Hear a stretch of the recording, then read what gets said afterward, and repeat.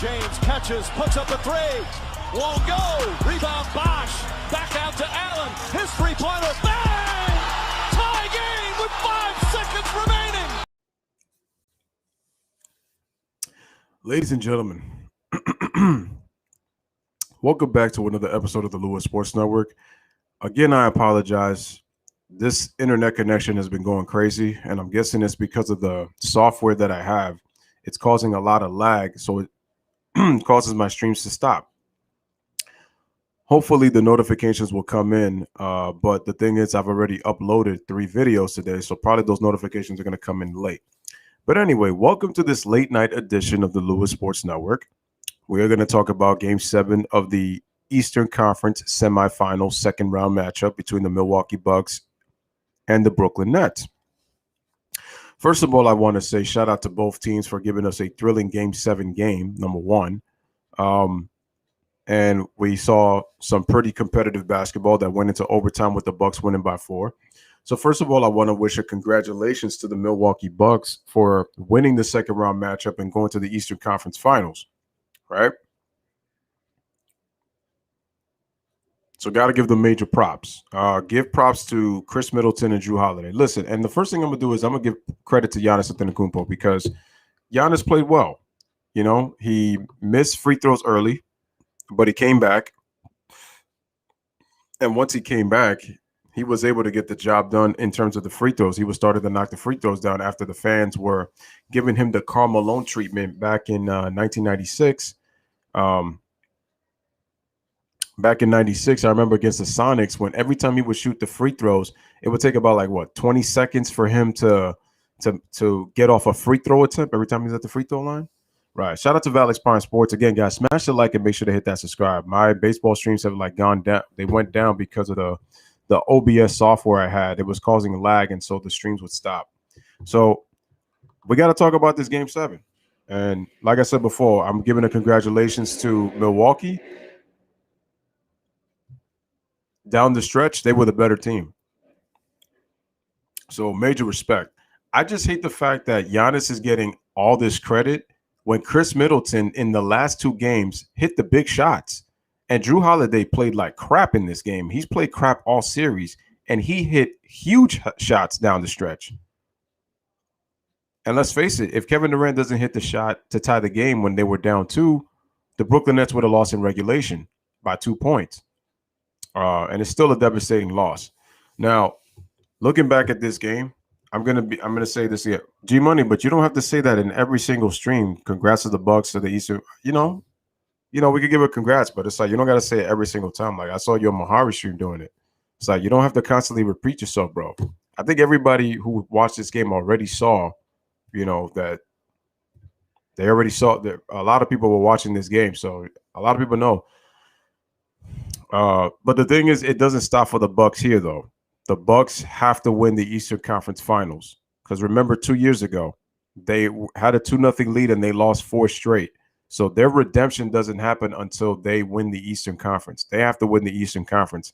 They don't get to the finals, it's going to be another failure for Giannis Antetokounmpo. So this Brooklyn Nets series that they won is not a breakthrough, in my opinion. It's not a breakthrough. They got to get to the finals at the very least. They got to get to the finals. Smash the like, hit that subscribe.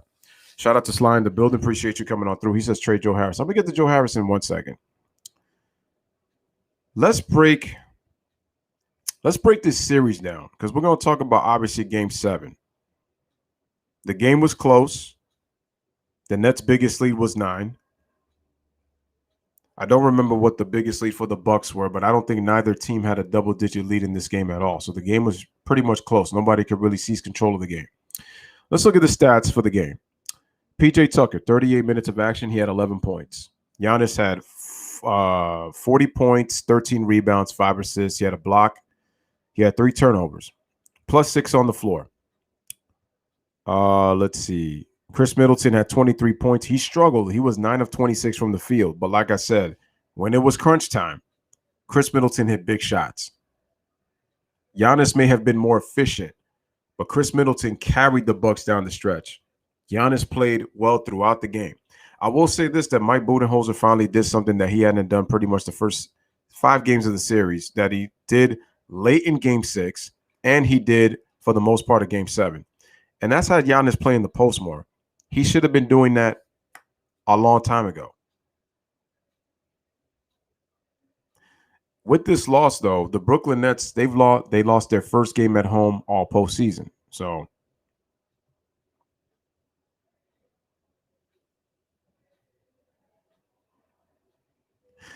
this is why I said that Steve Nash, even though I picked Brooklyn to win the series, I picked Brooklyn to win, and I thought Brooklyn was actually going to get to the finals. I thought the path was, kind of made with the way that the landscape of the East was.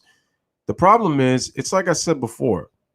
I said before the season started, and you guys could look back on the archive of videos that I made on live streams long ago.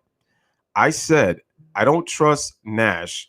I was comparing him to maybe possibly a Steve Kerr. But once Mike D'Antoni came to that team, I said they're not a championship team. I felt like with the talent they had, they would have went to the finals, though. Because it looked like that they had the most talented team in the Eastern Conference with the scores that they have. But Joe Harris was absolute garbage this entire series.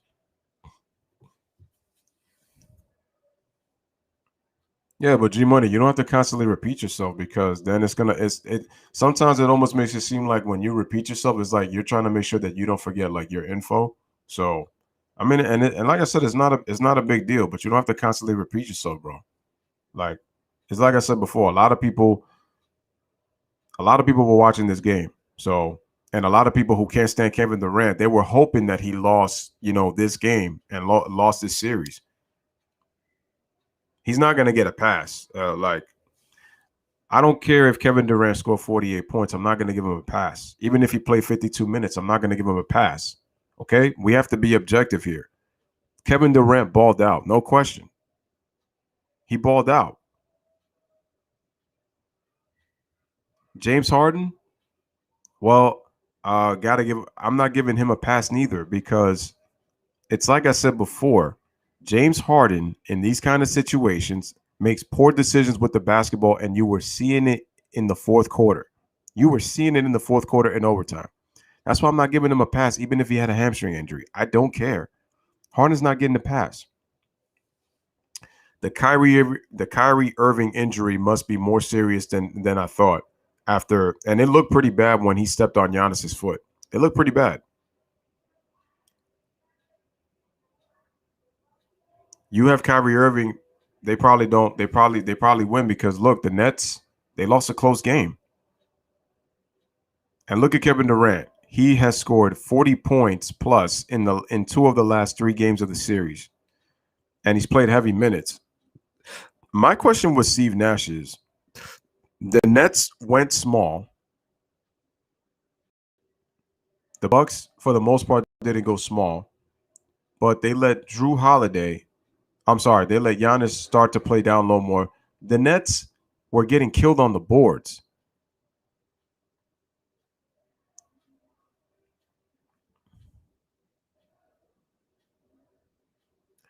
G Money says, to be fair, Packers Goat says, let's go. Yeah, huge one for your Bucks, man. But like I said, the job is not done with them. If they don't get to the finals, it's a failure for Giannis Antetokounmpo. Well, G Money, injuries are a part of the game. So,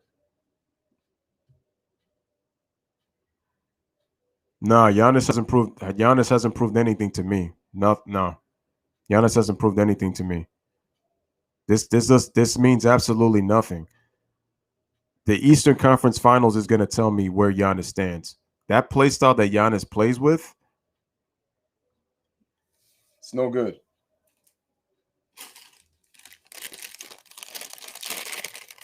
To be honest with you, Giannis is very fortunate, because this was really going to look bad on it was really going to look bad on this resume.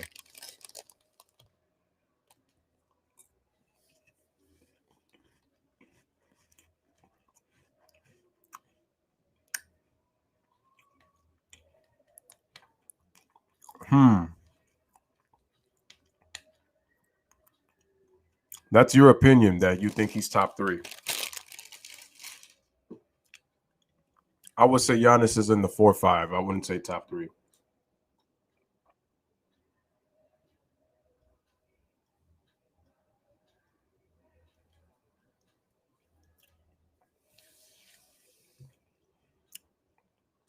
Packers Go says, I don't think Philly or Atlanta can beat us Bucks in 5 or over Hawks. Bucks in 6 over Philly.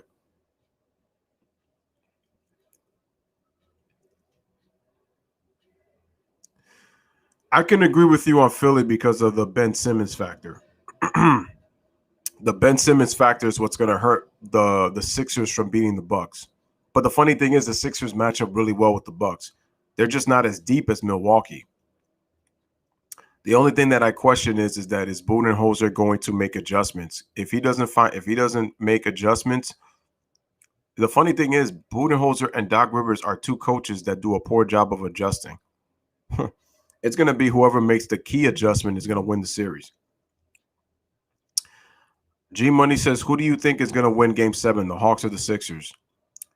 I want to say the Atlanta Hawks, but I got a gut feeling the 76ers are going to advance and they're going to go to the Eastern Conference Finals. I want to say the Hawks, but I think it's going to be – I won't be surprised if they win the series, but I think the Sixers are going to win the series. I got a gut feeling that Philadelphia is going to win. But if the Hawks win, I won't be surprised. I won't be. Because you have to remember this. The Hawks they don't have the expectations that Milwaukee and Philadelphia have. The Hawks overachieve. So win or lose, it's been a successful season for them. That's what you got to keep in mind. Win or lose, it's a successful season for them. They didn't have the expectations that the Sixers had and the expectations that the Milwaukee Bucks had. So they're going to play loose.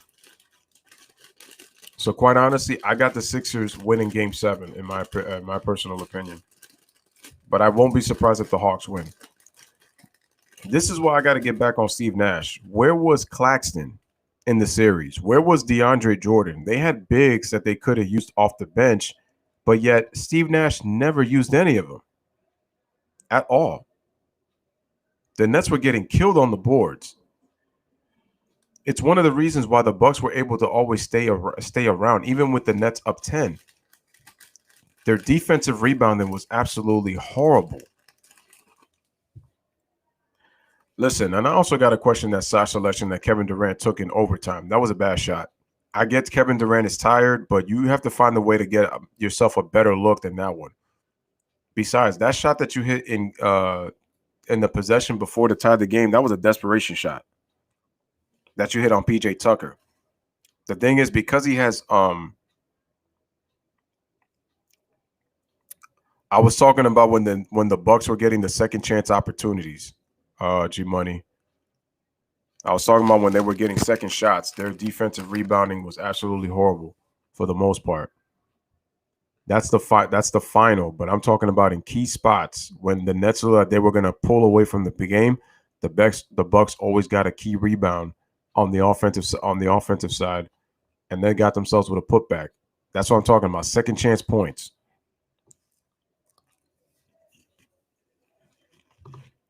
Smash it, like it, that, subscribe.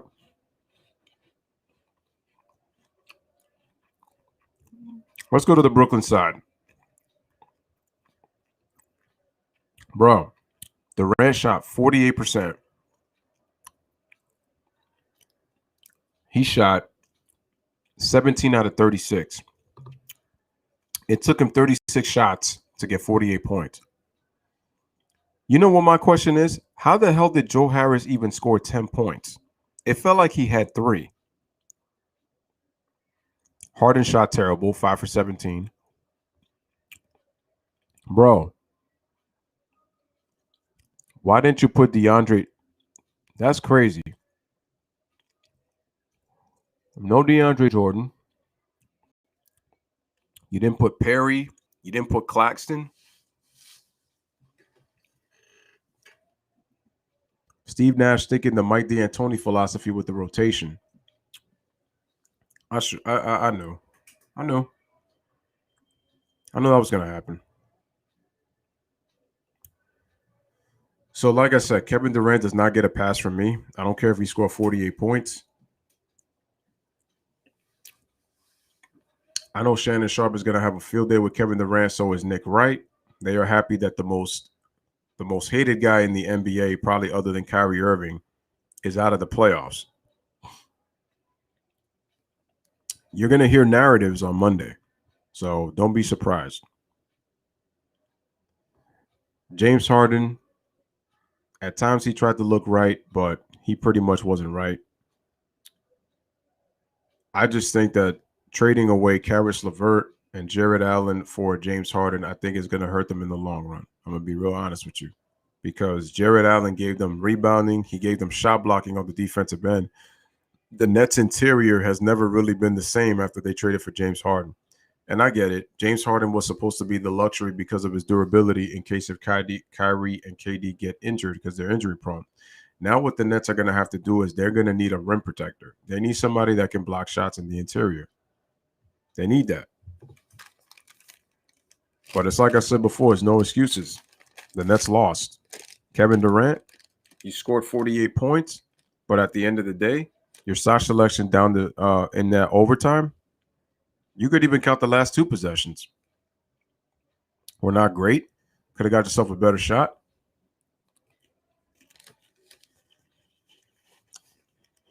Give the Milwaukee Bucks credit. They showed mental fortitude.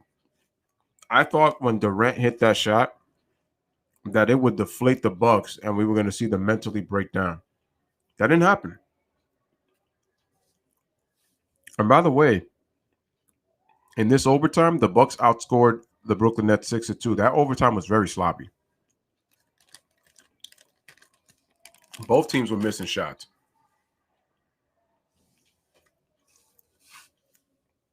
So that overtime was really tough to watch. But like I said before with Steve Nash, you don't put Claxton. You decide not to put in DeAndre Jordan. Like, I don't understand, why didn't you use more bigs? Blake Griffin fouled out, and the Nets were really small after that. And the thing is, the Bucks actually got the job done. They needed to get Blake Griffin out of that game.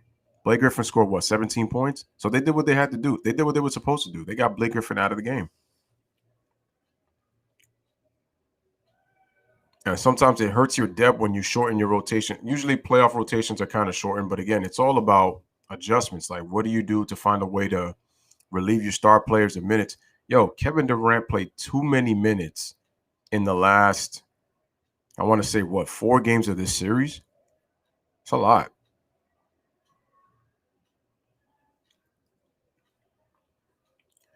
That's why I said that I can't give Kevin Durant a pass. I don't care if they want to say, oh, yeah, he balled out. I'm like, I'm sorry. You got to use context and use the eye test when you watch these games. That's the problem with people like to do. They put these stats up, and it's like, oh, man, look, man, I mean, he balled out. But look, he had 36 shots, which means that P.J. Tucker and the Bucks defense were making him work to get his shots. Okay? KD didn't quit, so I didn't see him quit. He kept fighting to the very end, so I give him his respect. But at the same time, I can't give him a pass because you took a terrible shot at the end of the game when you could have got yourself a better shot, KD. It's like, seriously, you never try to get to a spot. So, and you got to think about that. KD went 0 for 6 in OT. 0 for 6. Now, I know what the other small forward that a certain fan base loves so much. Why don't you give Kevin Durant that same energy? If that was so-and-so, Mr. Anonymous, y'all would be killing him right now. Don't you see that I'm getting on Kevin Durant? And besides, I already put a meme up on my community post because you already know they're going to be trolling KD.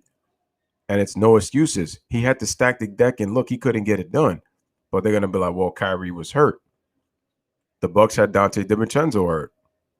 And what I told you guys is injuries are a part of the game. You got to play who's in front of you. What I don't like about fan bases is they get so biased that all of a sudden they start to get personal with these players. I was looking at a post on Instagram. A big Kevin Durant fan. The person doesn't like Mr. Anonymous, and you guys know who I'm talking about when I say Mr. Anonymous. In case you don't know, just ask around inside the chat. Salute to the chat, and again, smash the like, hit that subscribe. But my point is, he was so upset at James Harden. He was so upset at Joe Harris that he wished death upon them. I'm like, this is my problem with basketball fans. Y'all take it too far in the comment section. You go so far up your behind or somebody's behind that you get disrespectful because your team didn't win or your team was supposed to hit big shots. Your team was supposed to pull that victory, but instead you get personal. That's why I don't get so invested in the game. Ratings are down so bad in basketball. It's why I haven't been doing live streams. I've been kicking it with the baseball, and I haven't really done basketball. But my thing is that I don't like the fact that you can't be objective. It's like you want to take it personal, and then people are saying that I'm taking it personal. I'm like, no. It's like some of the comments that people make. I mean, they get downright personal. I'm like, I saw the comment on Instagram, and they're like, yo, I wish this dude would just die. I'm like, what? I'm like, you're wishing death upon a player because they didn't play well? Okay, you can be upset that they didn't play well. And I said Joe Harris was absolute trash. But to wish death upon the man, that's a prop. That's taking it way too far. It's like you guys are so obsessed and invested with these NBA players that it's like you're not even concerned with your own life. Like these guys are millionaires. They're rich. They could give two Fs about what's going on. I told y'all, these NBA players are about branding. They're about business. You have to really question and really understand. You're going to look at players and like, okay, who really cares about winning and playing the game, and who cares about building their brand?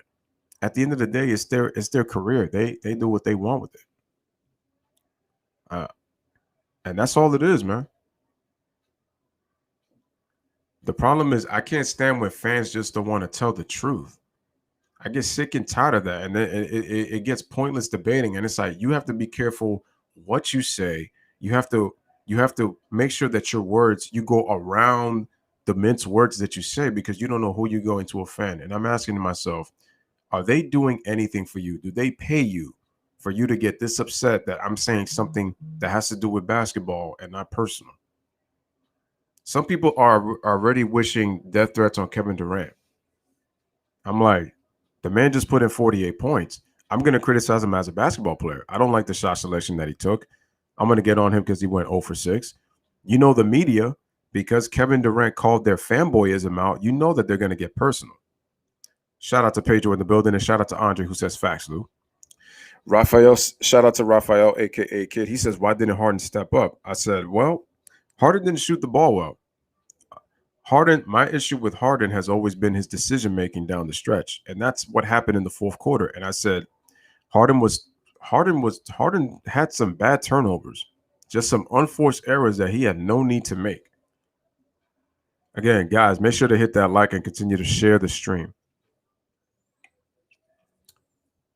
Steve Nash, I told you guys from when they hired him, I thought if you put the right amount of people around him, it was going to look like Steve Kerr, right?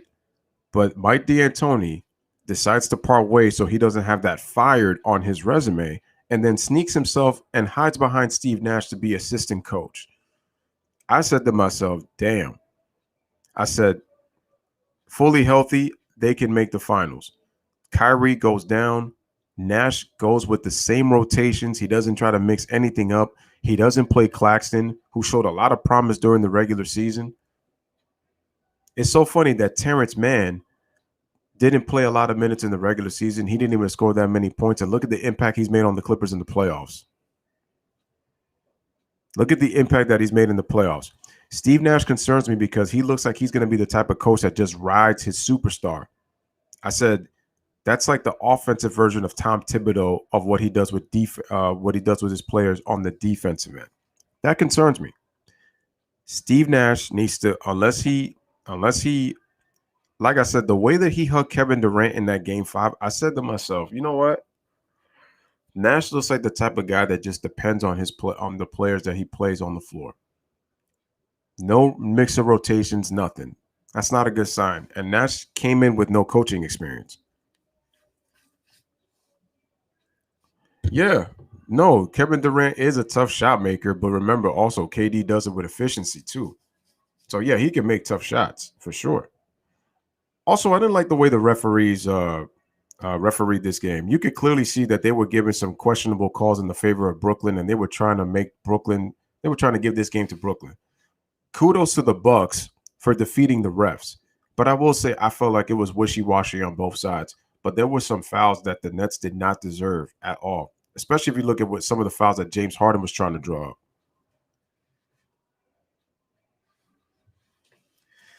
This is what KD got upset about. KD got upset about with Golden State in 2018 when he was going up against the Houston Rockets. He was getting kind of tired of the fact that they were doing the Warrior system, and he wanted to do more isolation. And remember, Kevin Durant, you should remember this, buddy. You won your championships when you played within the flow. It was easier for you. You didn't have to force anything. You didn't have to worry about spacing. People have to forget that the spacing gets worse when Durant goes ISO.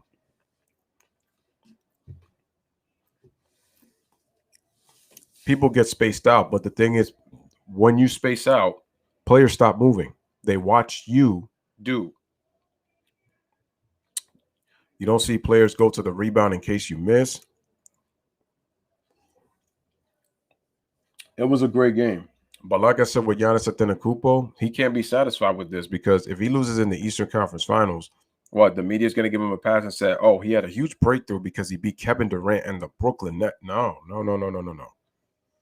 You lost an 0-2 lead 2 years ago to Kawhi Leonard, Kyle Lowry, and those Toronto Raptors.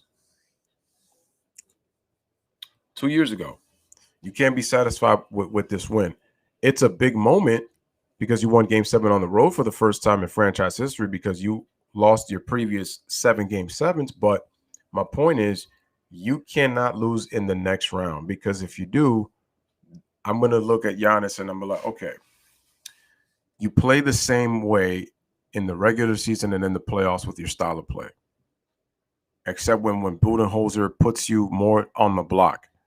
And I really feel like he should be playing center. You've won back-to-back MVPs and you're a defensive player of the year. But you can't get to the finals. Especially when you've had championship expectations the last 3 seasons. Well, it's not just the fact that Chris Middleton and Holiday made plays. That was the key. They made plays. No, Bud didn't save this job. The players saved this job for now. The players saved this job. Budenholzer still was not making really any adjustments, man. Shout out to Karam. He says, Louis, man, tonight was a classic. Oh, yeah, no doubt. No doubt. I was watching the game. For those who were saying, like, yo, is Louis upset that Kevin Durant is not in the playoffs? No. Why would I be mad that Kevin Durant lost in the second round? What always matters is, listen, you may struggle. Look, Holiday was 5 for 23. Drew Karate Kid Holiday was 5 for 23. Middleton was 9 for 26, but when it mattered, both of those players hit big shots. Both of those players hit big shots. Chris Middleton hit that step back jumper from the left wing to give the Bucks, put them up 113-111. And that was it. Because Kevin Durant took a bad shot on the other end of the court.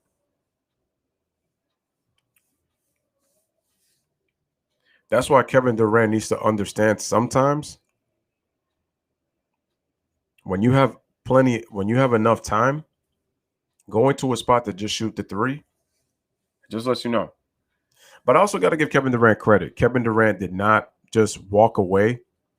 Kevin Durant showed respect, shook all of the Bucks' hands, and then just went. So Andre says, I think the Hawks get it done, Louis. What you thinking, bro? I don't know. Like I said before, I won't be surprised. I won't be surprised if the Hawks win Game 7, but I feel the Sixers are going to win. And this is what I do. I picked Brooklyn to win this series. I was completely wrong. The Milwaukee Bucks got the job done the last 2 games after trailing 3-2. And I picked Brooklyn every single time. I didn't switch my picks. I don't change my picks. I don't flip-flop. The pick that I choose, I stay with for the entire series, even if I'm wrong. Right or wrong, I stick with my pick. I picked Brooklyn to win, and they didn't get it done. You take the loss you take the loss like a man, and that's it, and you move on. People just can't do that. Some people flip-flop back and forth just to say, oh, you see, I was right. I was right. I was like, nah, you don't do that. Because when you flip-flop, it means you control narratives. A true man stays objective to his word. He stays with his pick. When you flip-flop picks, it means you're trying to make sure that you're right at the very end, no matter what. You got to stay with your pick. When you flip-flop in a series, it just says that you're indecisive. And two, like I said, you want to be on the winning hand to say, oh, I told you. No, win or lose, you stick with your pick. And that's what I did. Like last night, I said the Clippers were going to beat the Jazz in the series.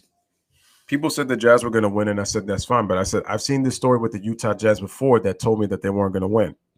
And I said, I felt like this was different for the Clippers. Even though Kawhi Leonard went down, I said the Clippers are still deep enough. They're still deep enough to beat Utah. And I said they still have Paul George. The only issue was if Paul George didn't step up, then I said the Utah Jazz, they would have won. The Utah Jazz would have won, for sure. Like I said, man, when you're wrong about something, you just own up to it and you said, you know what, I was wrong. That's it, and you move on. The problem is people want to be right. They're so biased. There's not an objective bone in their body. And then they want to take it personal on you just because it's like, oh, yeah, yo, I told you this. Everybody want to be right. Everybody want to be right. And that's why I said that sometimes it's kind of hard for me to do some of these basketball games because people take it way too personal for no reason. It's just basketball talk. That's all it is. Like, why are you getting all riled up for nothing? Like, it doesn't make any sense. And I know basketball, you have emotion in basketball, but it's like, dude, at the end of the day, it's like, I got a life. The players are not paying my bills. They got their own bills. They got their kids. They got their life to worry about, their brand, their business, whatever. I told you, I said that Utah were a bunch of choke artists. I said that. Donovan Mitchell doesn't deserve a pass. They're like, oh, you can see that Donovan Mitchell clearly doesn't look right. The brother scored 39 points, had 9 rebounds, and 9 assists. Don't give me the ankle excuse. If he scored like 5 points and he was struggling to run up and down the court, okay. But Donovan Mitchell also shows me that he doesn't make the players around him better. Don't give me the 9 assist stuff. If you watch that game, especially down the stretch, Donovan took terrible shots. He just wanted to come down and just started to gun off the dribble to shoot. When Donovan Mitchell is a volume scorer, he's not a guy who shoots with efficiency. He's a volume scorer. Jordan Clarkson went scoreless after the second quarter. All 21 points he had, you would think, oh, 21, Clarkson had a great game. They're like, yeah, he had a great second quarter. The last 2 quarters, he disappeared. He pulled a Houdini and poof, he was gone. Yep, Gobert got exposed because Quinn Snyder decided not to go with a small lineup. He decided to stay big and keep Gobert in the game because he thought that the rebounding, if the Clippers miss enough, they'd be able to control the game. That was a big mistake because Rudy Gobert kept getting stuck in no man's land in the paint and kept leaving shooters wide open when the Clippers went small. As long as the Clippers penetrated, they were able to kick it out to shooters, and Gobert did not know who to go to. It doesn't matter who he closed out to. If he closed out, the Clippers were going to start using some fakes and be able to take him to the basket. That's why I kept telling y'all that, to me, Gobert is an overrated defender. It's amazing to me he has 3 Defensive Player of the Year awards. But sometimes when I watch his defense, I feel like it's overrated. And it's crazy because he's made an all-star team.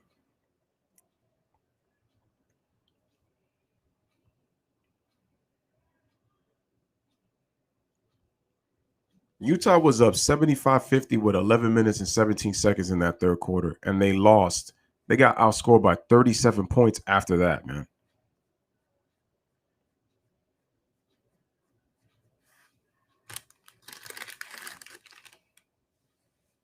They don't have a consistent star, and like I said, they have to play more team basketball.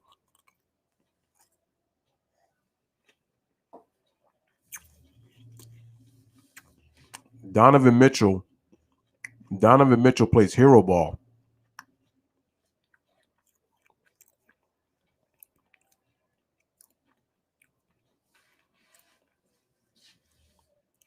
That alone tells you that they don't have enough to win.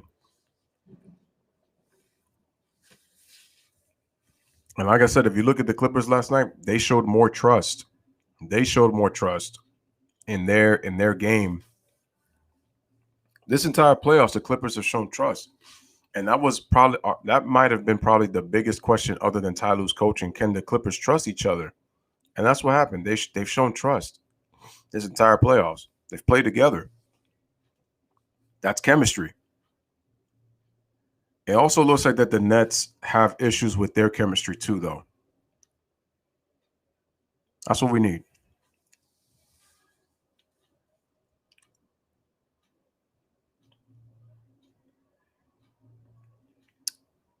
I hate to say it, man.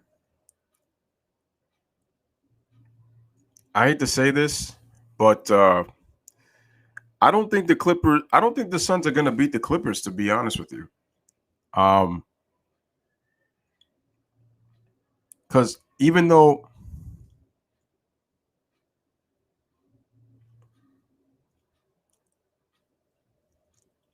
the thing is with the Phoenix Suns, it's really going to depend on Chris Paul. As long as Chris Paul looks healthy, as long as Chris Paul is playing, Phoenix has a chance. I'm still going to pick the Clippers because even though Kawhi Leonard is not there, now I will say this: the Clippers are going to have to find a way to slow Ayton down. I'm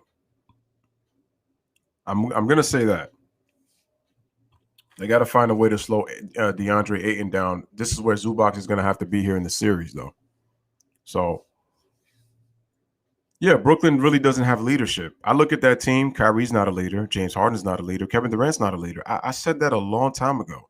People were calling me a hater, and they're like, well, Kevin Durant led the 2014 Thunder. I said, I don't give a crap. KD's not a leader.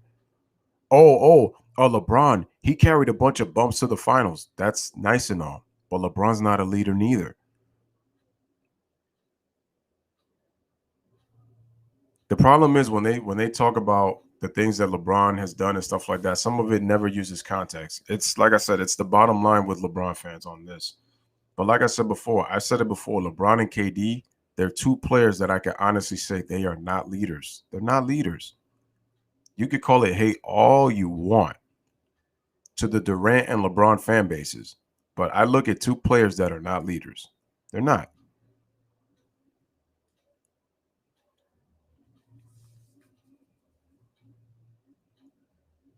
DeAndre Ayton played great defense on Jokic, believe it or not.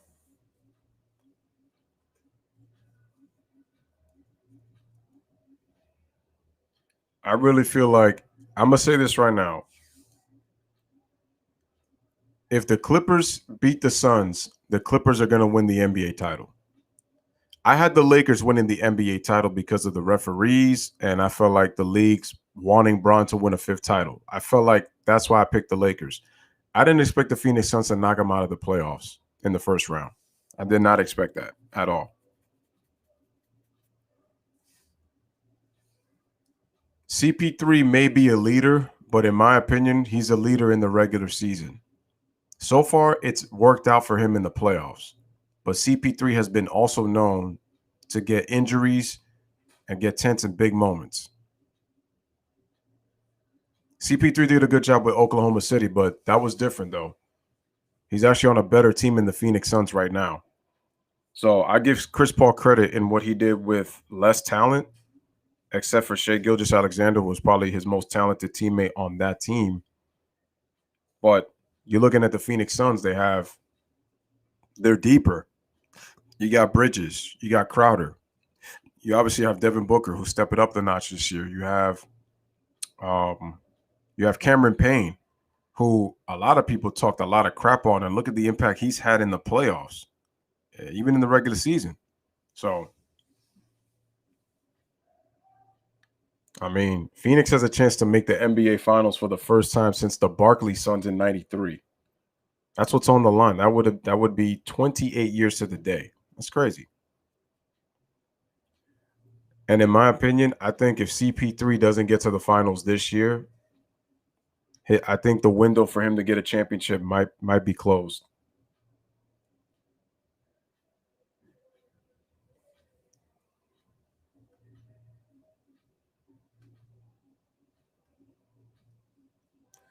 No, here's the reason why I don't think LeBron is a leader, Michael. The reason I say that LeBron is not a leader is because LeBron has been known to quit. Leaders don't quit, and LeBron has been known to do. LeBron has been known to do that because a consistent leader never quits on his team, no matter what the obstacle or challenges are. There's some things that are out of your control, but if there's one thing that you can control is leaving it all out on the floor. And with LeBron James, when things do not go his way, he's been known to quit. And before people say Kobe's quit, I've been on record as saying that when things are not in Kobe Bryant's favor, rest in peace, Kobe's been known to quit too. I said that about Kobe and Bron. I've had Kobe fans come at my neck, and I've had LeBron fans come back at my neck. And I've said it once again: if the odds are not in the favor of these NBA players that I just mentioned, they quit. They quit.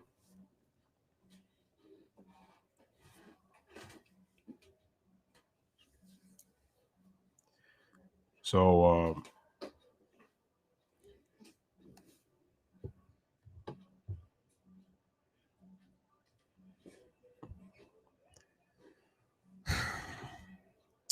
G Money says, I say the Suns can beat whoever comes out of the East. If Clippers can get to the NBA Finals, they may lose because they don't have another go-to guy other than Paul George. Well, I disagree with that, and here's why. The reason I disagree with that is because who's Philly's other go-to guy other than Joel Embiid? Answer that question, G Money. Who's their go-to guy other than Joel Embiid? Now, Milwaukee, you want to say it's Chris Middleton, but the thing is, can Middleton do it on a consistent basis? Because he did a better job against the Brooklyn Nets, but we'll have to see if he can do that next round. Remember, Middleton can one moment show you that he might be a go-to guy consistently, and then another night Middleton then disappears. You can't make a case for Tobias Harris. That dude is consistently disappearing. He's inconsistent. That's not because Tobias is not a go-to guy. No. I've seen enough of Tobias Harris to know. The dude came up small against the Toronto Raptors 2 years ago. No, you cannot make a case for Tobias Harris. No way. Well, Drew Holiday hasn't been consistent, but I will say that he took a step in the right direction. Hit some shots big in the fourth and in the fourth quarter. Hopefully that'll get his confidence up.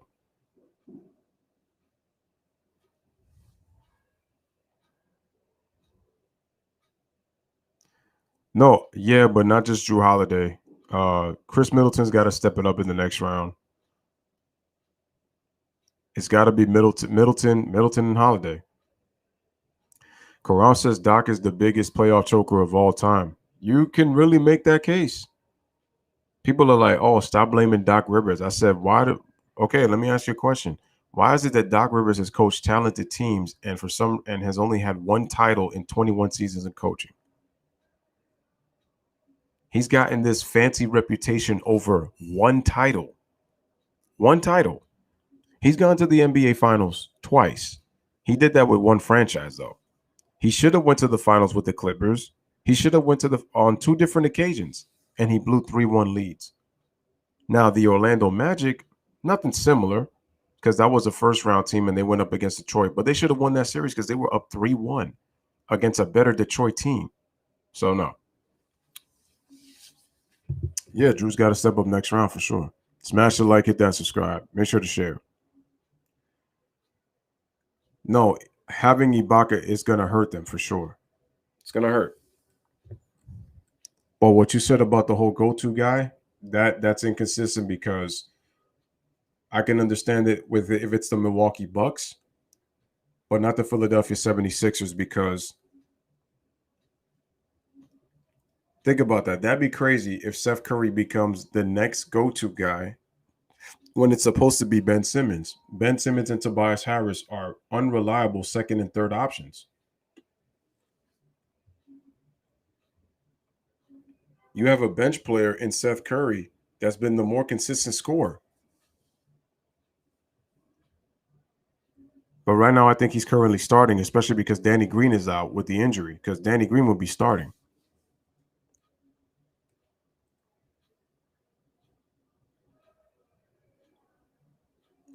Something tells me that if the Clippers get to the finals, I think Kawhi Leonard will be playing at some point. I think so. People were saying that the championship was going to be in the East this year, but now with Brooklyn gone, that's all out the window. I hate to say it, but the Nets, they need to get rim protection. Joe Harris was absolutely terrible. Absolutely terrible. Hold on a second, guys.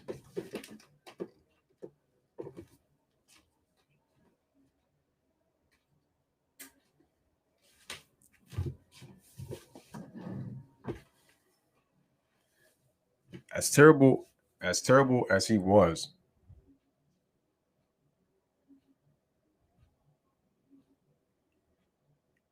like I said, I won't be surprised if the Hawks win, and I could be wrong about Doc Rivers once again, and he ends up choking again. Like I said, I won't be surprised. I won't be surprised. But all right, let's get to the Brooklyn Nets real quick because I got to get back on this game. Yeah, so Blake Griffin, played 40 minutes, 17 points. Jeff Green went scoreless in 13 minutes, didn't even attempt a shot. Pretty much, they weren't even going to allow him to go off like he did in Game 5 because that was huge. If you look at Kevin Durant, he really did not have a consistent go-to scorer other than him. Even if Griffin had the 7 or 12, but he needed a Jeff Green type of performance. Again, Kevin Durant did not get that. They lack rim protection. They need a shot blocker. But it just boggles my mind that Steve Nash did not play DeAndre Jordan and he did not play Nicholas Claxton. I don't know why. You need bigs in there. Nick Claxton did not play in the entire series. Steve Nash does not know how to coach. He's inexperienced, and he got this head coaching job like nothing. And Mike D'Antoni, I can't even call again, Mike No D'Antoni, Mr. Pringles man, got to sneak in the back door and then beat Nash's assistant coach. Like, Mike D'Antoni gets so many passes, it's unbelievable.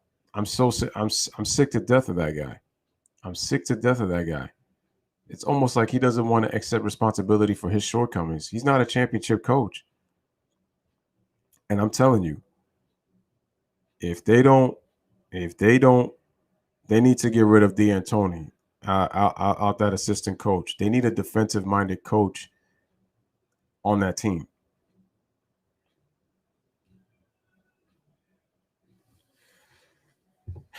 I gotta say though, that injury to Kyrie really hurt the Nets though, because it looked like Jeff Green was only good for that for one game, and it was in that crucial Game 5. Because if they didn't get that, Milwaukee would have won the series in 6. Harden was careless with the basketball, and it happens all the time. Happens all the time. This is why I said that James Harden, even despite the hamstring, I'm gonna give him a pass. No, he has shown to me how much of a choke artist he is, injury or not. Those turnovers that James Harden had, he made some unforced errors for no reason. Nash shows me he does not know how to adjust. Shout out to Maze, man. What's up, bro? Everything good, man? Appreciate you being here.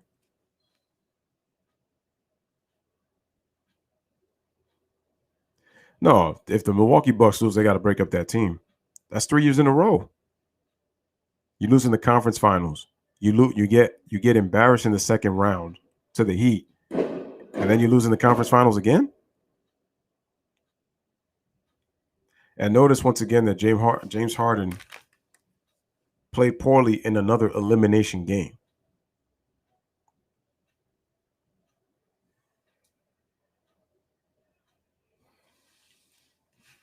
injured or not.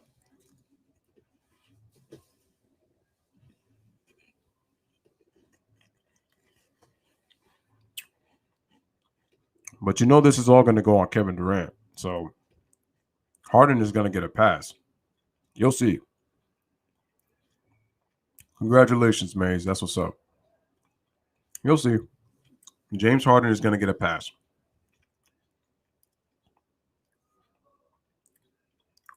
It's crazy.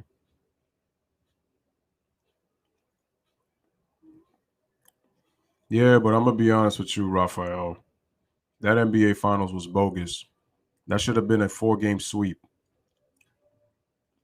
The fact that the Lakers let the Heat get 2 games on them was ridiculous. I'm not going to answer that question, G Money. You already know how I feel about. Well, you're going to have to kind of.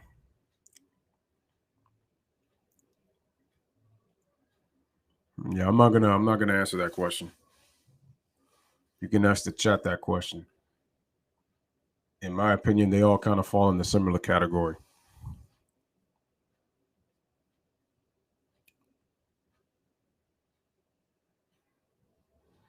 No, they didn't. The injury to TJ Warren really hurt them.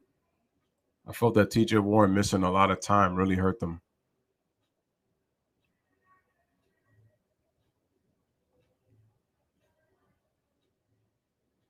Wait. Which didn't affect them? Not sure what you're saying. I'm not sure what you're saying, kid.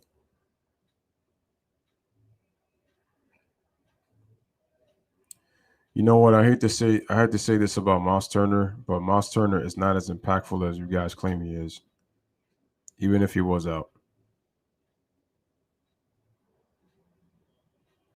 Listen, Brogdon, I'll give you that. I'll give you that. Miles Turner, no, he should be better than what he's shown. But Miles Turner has to me not as good as I thought he'd be.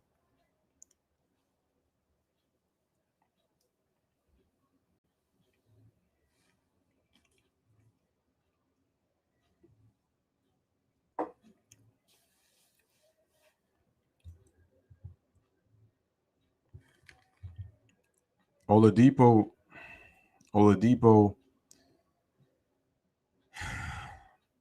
he's like your third option on a championship team. I can't even put him as a number two.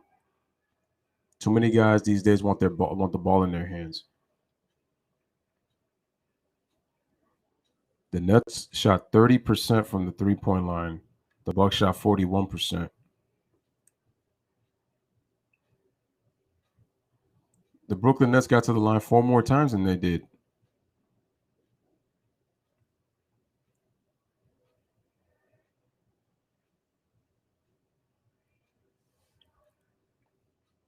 See what I'm saying? That Milwaukee only out rebounded them by 2, but they won the offensive glass battle 18-11. That's what I was talking about.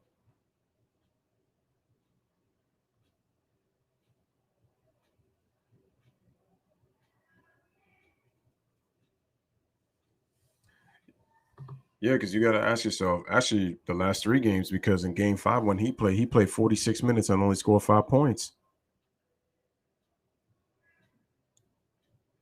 Joe Harris making a lot of money, and this dude could not hit shots the entire series. Liability on defense too. Joe Harris was absolute garbage.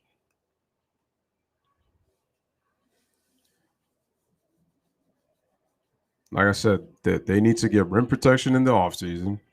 They need to get rid of Mike D'Antoni. Steve Nash is going to get probably one more opportunity before Brooklyn decides what they want to do with him. And I'm telling you, no, I bet you Mike D'Antoni was in Steve Nash's ear the whole time. Like if D'Antoni owns him.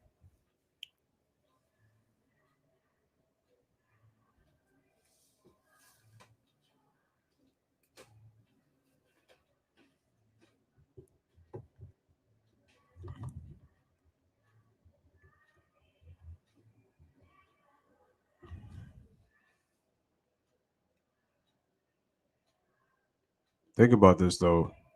The Nets have 3 scores, but the best defender of the 3 is Kevin Durant.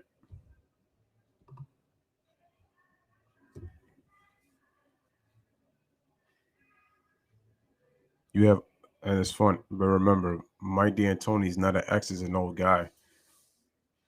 He loves pick and roll, and he loves his bigs to shoot threes. But what bigs really have? What bigs did the Nets really play?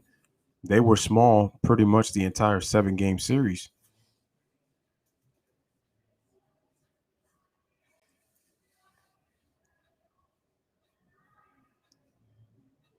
Well, if you're gonna say that Paul George choked the 3-1 lead, which I'm not saying that you're not wrong, but you got to put Kawhi Leonard on there too because he was absolutely terrible. I'm not saying he consistently chokes, but he did choke in that game 7 and choke that series too. And he's the superstar. Paul George is not a superstar.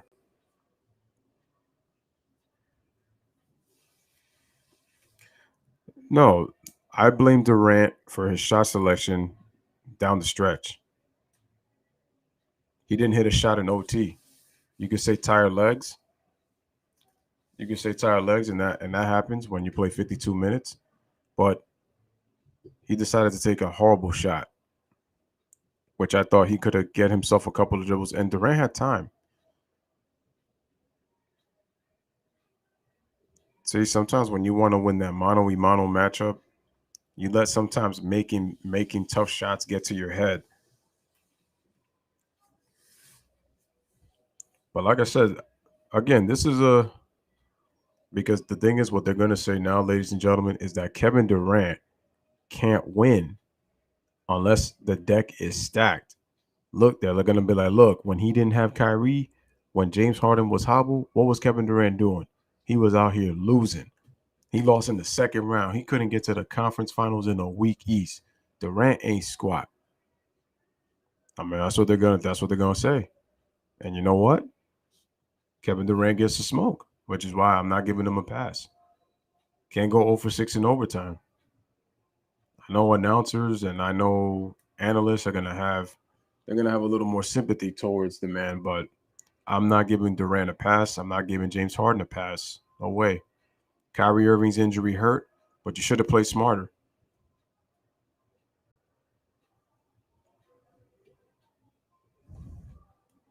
G Money, we know that already. Like that's constantly repeated. We know Damon's constantly gotten outplayed.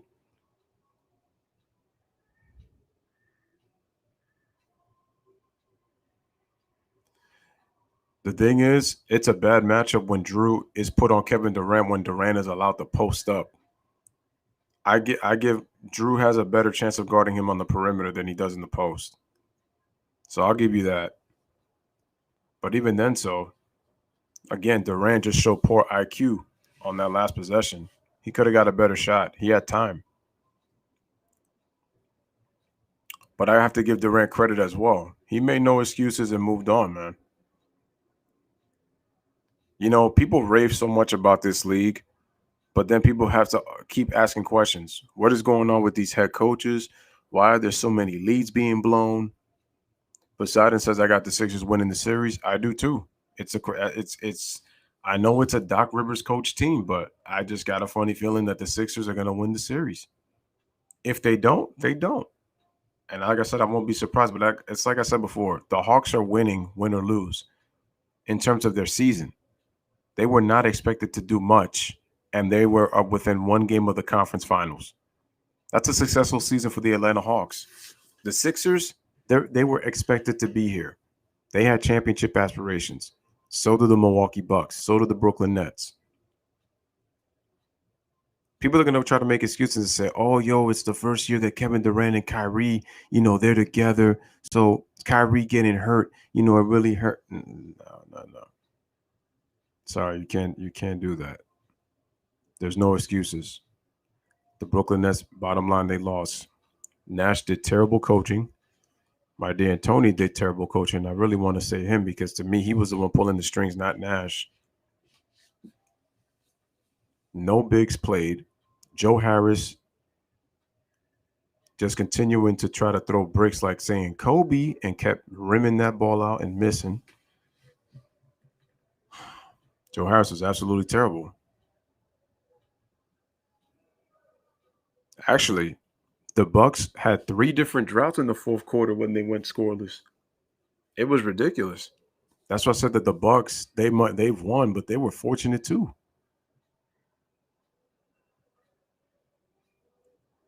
The Nets had championship aspirations coming in, so they don't get any passes. They don't. The media, not the media, I should say Kevin Durant fans are going to more so say, or even Brooklyn Nets fans, oh, he didn't have. Nah, no.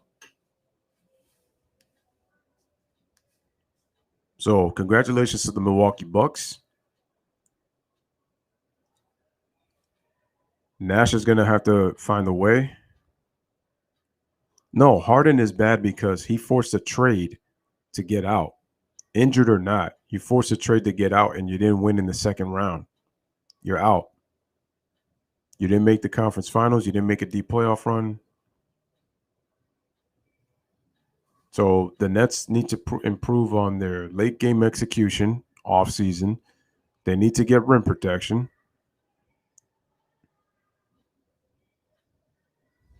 It's easy, Poseidon, because Joe Harris is not meant for the playoffs. That's what he shows me. When the lights are on bright, Joe Harris misses shots. Yeah, James Harden thought he was going to get a free ring, and bye-bye. Once again.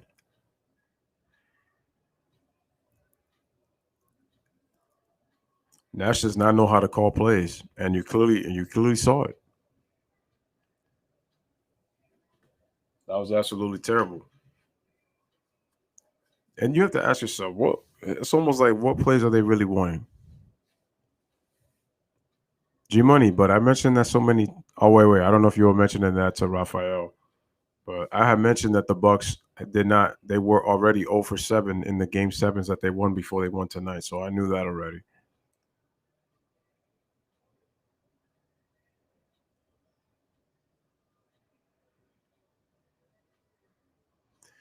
So, like I said before, if you're gonna come here and ask me and say, Louis, are you mad? Are you upset that Kevin Durant lost because you didn't get the Nets and the Clippers? That was the plan of the league, but the Brooklyn Nets didn't want it. The Bucks wanted it more.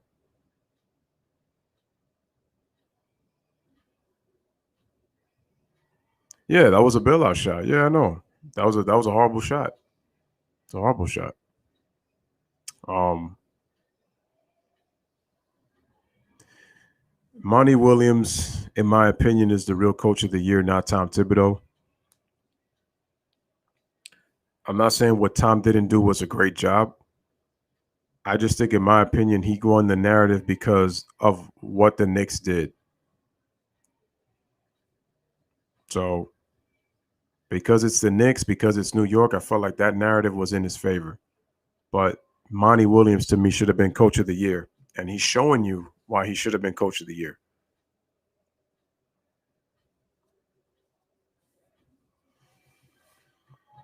So yeah, it's nice that the Bucks got their game 7 win. That means that now they get home court. They get home court against the Hawks if the Hawks advance, but the Bucks will be on the road if the Sixers advance, because the Sixers were the number 1 seed, ladies and gentlemen.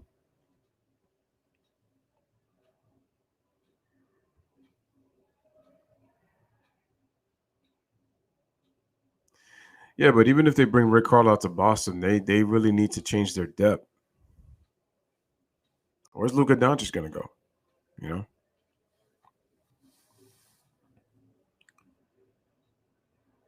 So I'm going with Monty just because the fact that you only added Chris Paul, who a lot of people question how much does he have left, and then you added Torrey Craig from the Nuggets. Those 2 additions made the Phoenix Suns the number 2 seed in the NBA, and they were starting to show signs of maturation and progress because they went 8-0 in the bubble, and Devin Booker played out of his mind. People thought that was just a fluke. Devin got off to a slow start, but then the Suns won, I believe, 20 of their next 23 games. They took off from there. Booker ends up having a great year, and then in the playoffs, he shows up and shows out.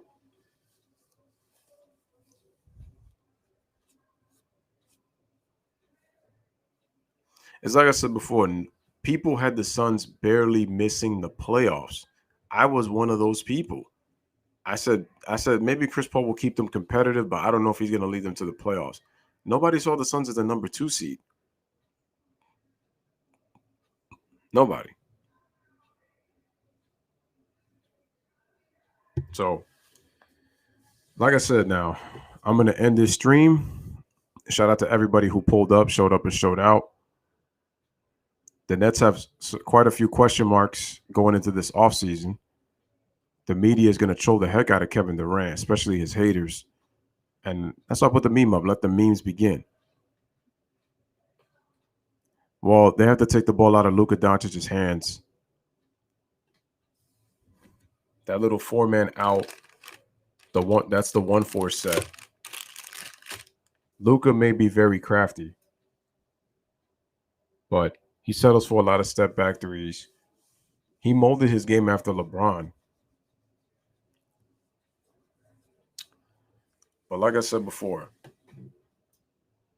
this is going to be a tough offseason for Brooklyn, for the fact that this isn't going to be let go. And I'm pretty sure Kevin Durant and his burners are already getting right to work on Twitter, getting ready for personal attacks by people who never liked KD to begin with. He will be always known as a cupcake. He will always be known as a snake to Kevin Durant haters. So KD's getting his burners ready for the backlash that's about to come in this offseason. Mr. Anonymous has got to be super happy that the guy that's beat him in the NBA Finals back-to-back years ain't going to get a chance to get a ring this year. You ever know what they're going to say? You thought it was free. You thought it was free. You ain't getting nothing. And you know what's so crazy? Those same fans are praying. I should say Mr. Anonymous and his Laker fan base, quote-unquote, more so Mr. Anonymous fans, they are praying that the Clippers do not win an NBA title. Because if they do, they're going to say it doesn't count.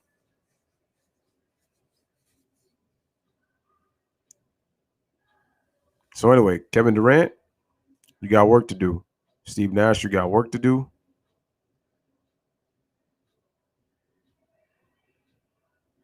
Like I said, KD is rubbing his hands like Birdman.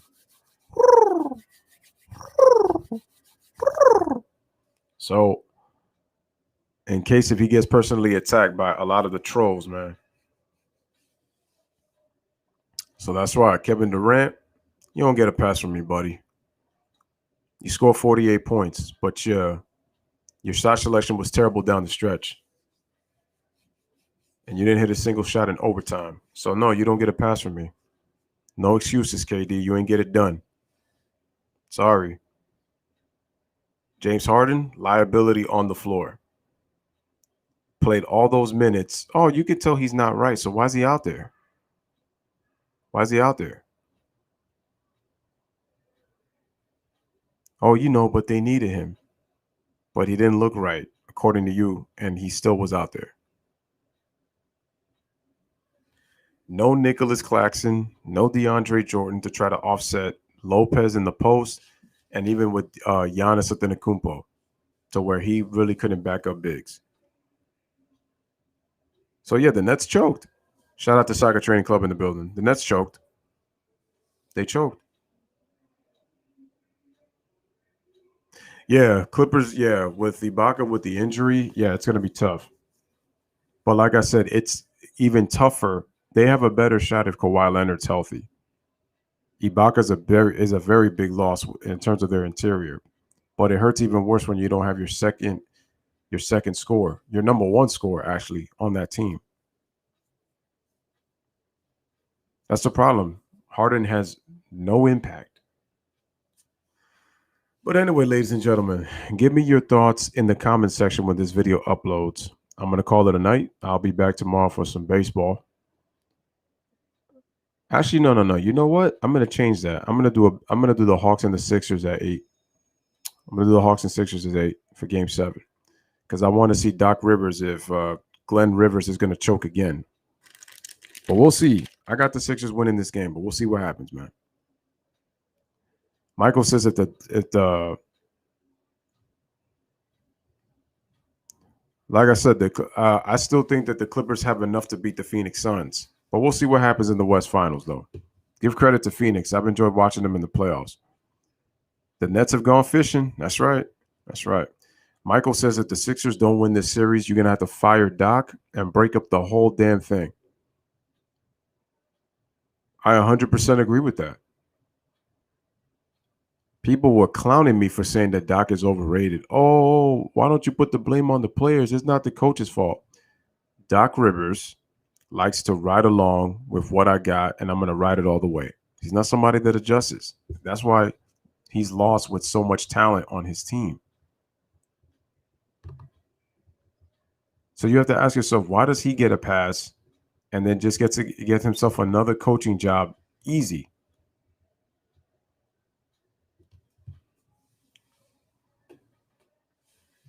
Think about that. Why does he get a pass? He parts ways with the Clippers. No, he got fired and quickly took the Sixers job. So are you going to blame Paul George, or is it going to be a little bit about you too? Yeah, man.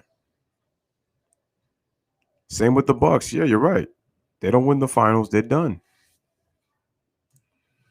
Dudenholzer is getting fired. Dudenholzer is getting fired. Well, to be honest with you, Ty Lue has actually got to get it done in the West Finals, so he's not off the hook just yet. Because all he will ever be linked to is that LeBron was the coach, not him. He was assistant coach Lue.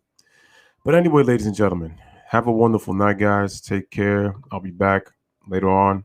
So get some rest. Be easy. This was a great live stream. Milwaukee Bucks win Game 7, 115-111. KD goes for 48. Giannis goes for 40. But questionable referee calls took away the thrill of the game. And at the same time, the Nets only scored 2 points in overtime, and Durant didn't hit a field goal. So that's a choke job, whether you like it or not. No excuses on this channel. I'm objective as it is. I don't try to lollygag, sugarcoat anything.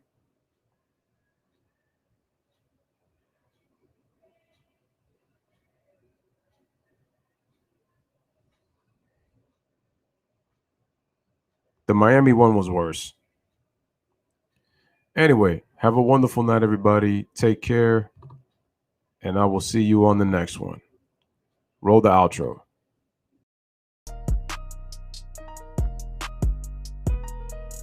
Taken by Iguodala. They do have a timeout. Decide not to use it. Curry, way downtown. Bang! Bang! Oh, what a shot from